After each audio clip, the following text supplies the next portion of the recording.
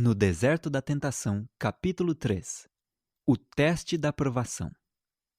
O Senhor colocou o homem sob provação a fim de que pudesse formar um caráter de integridade comprovada para sua própria felicidade e para a glória de seu Criador. Ele dotara Adão com poderes de uma mente superior, como nenhuma outra criatura que suas mãos fizeram. Sua superioridade mental era um pouco menor do que a dos anjos. Estava em condição de familiarizar-se com a sublimidade e a glória da natureza e compreender o caráter do Pai Celestial nas obras criadas. As glórias do Éden e sobre tudo em que pudesse repousar os olhos testificava do amor e do infinito poder de seu Pai.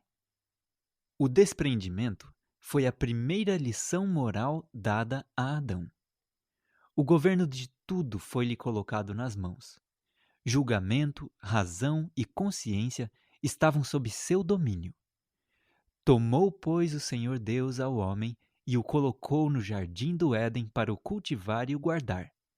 E lhe deu esta ordem: de toda árvore do jardim comerás livremente, mas da árvore do conhecimento do bem e do mal não comerás, porque no dia em que dela comeres, certamente morrerás.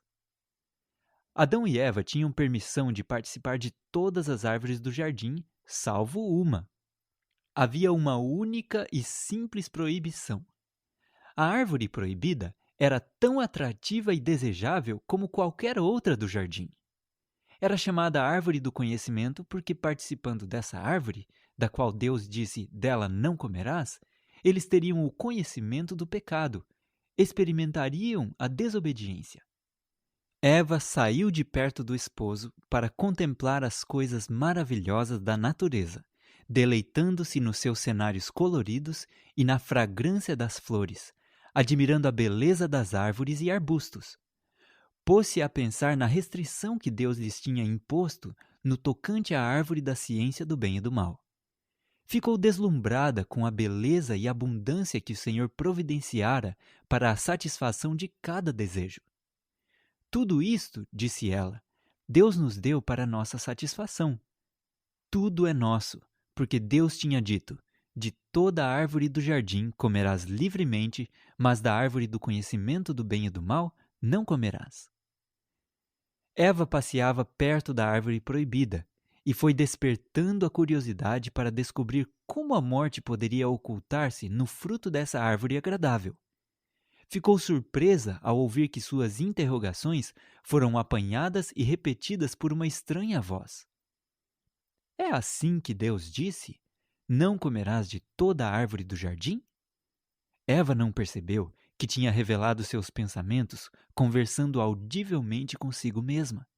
Assim, ficou grandemente atônita ao ouvir que suas inquietações eram respondidas pela serpente. Realmente pensou que a serpente lhe conhecia os pensamentos e que deveria ser muito sábia. Respondeu-lhe: do fruto das árvores do jardim podemos comer, mas do fruto da árvore que está no meio do jardim, disse Deus, dele não comereis, nem tocareis nele, para que não morrais.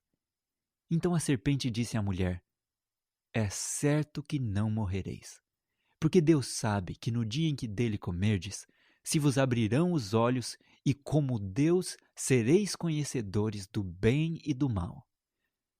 Aqui o pai da mentira fez sua asseveração em direta contradição à expressa palavra de Deus.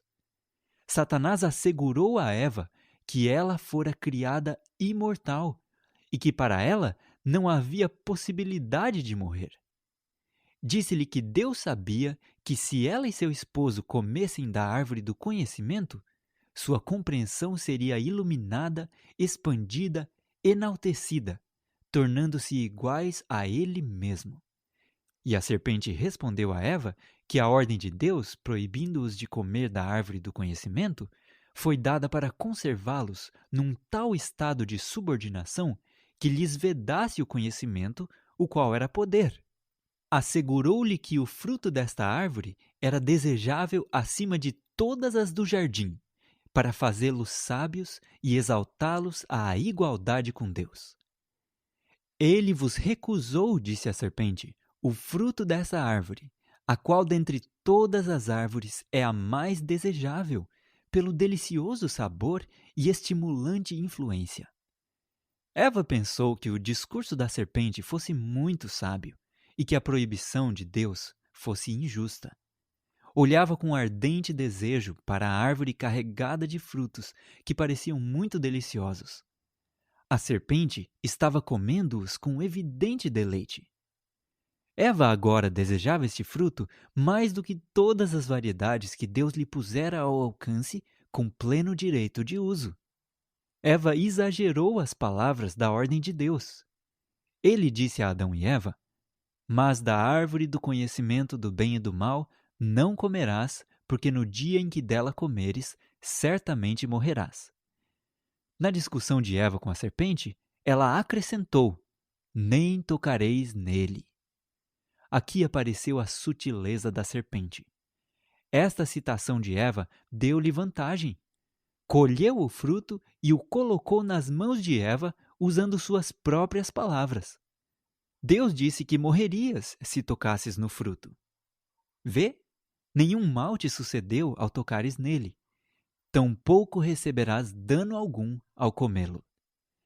Eva cedeu ao mentiroso sofisma do diabo em forma de serpente. Ao comer o fruto, não se apercebeu imediatamente nenhum mal. Então ela mesma apanhou o fruto para si e para o esposo. Vendo a mulher que a árvore era boa para se comer, agradável aos olhos e árvore desejável para dar entendimento, tomou-lhe do fruto e comeu, e deu também ao marido, e ele comeu. Adão e Eva deveriam estar plenamente satisfeitos com o conhecimento que receberam de Deus, por intermédio de sua obra criada e das instruções dos santos anjos. Todavia, sua curiosidade foi despertada para ficar a par daquilo que Deus designou que não deveriam conhecer. A ignorância do pecado era para sua própria felicidade. O elevado grau de conhecimento que eles pensavam que obteriam comendo do fruto proibido lançou-os na degradação do pecado